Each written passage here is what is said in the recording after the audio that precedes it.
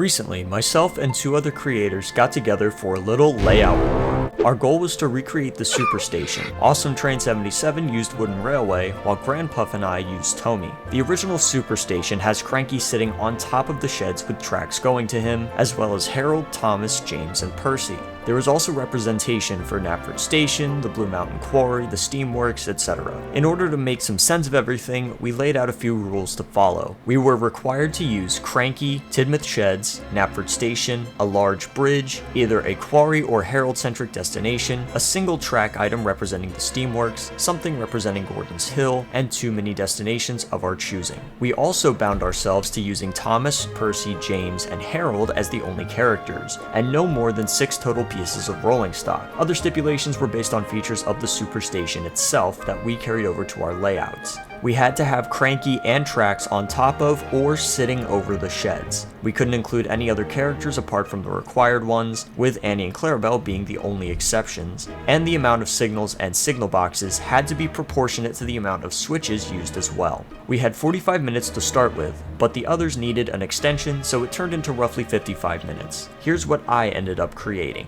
We'll tour the layout with Percy as our guide. Starting with Tidmouth Sheds, we have the turntable with 2 sidings going out. All 5 sheds are present, with 1 open in the back. This line goes out and connects to the main line. First stop is the quarry loader, where Percy is going to load his freight car.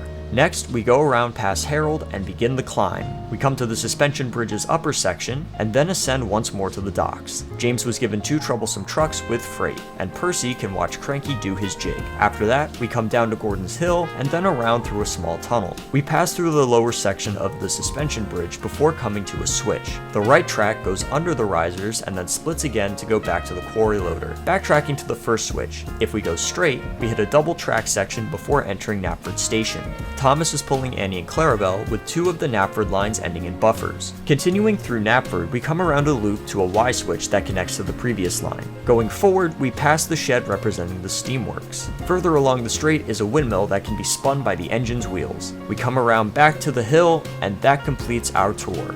The idea with my layout was for it to be as simple as possible. I opted to have Gordon's Hill be made up of regular tracks and risers, instead of using Roller Coaster Mountain or something. I chose the suspension bridge specifically because you can have tracks that go under as well as over, which meant I could minimize the space needed for the bridge and harbor. Speaking of the harbor, I placed it on top of some double track risers and it's held strong. Cranky is still functional without tipping it over. I decided quickly that Knapford would be half terminus, as the amount of switches and connecting track would have made the set more complicated.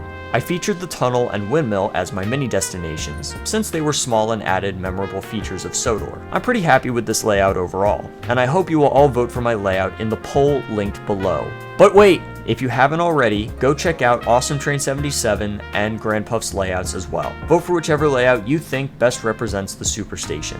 Links in the description. As always, thanks so much for watching. Don't be a stinker, and have a great day.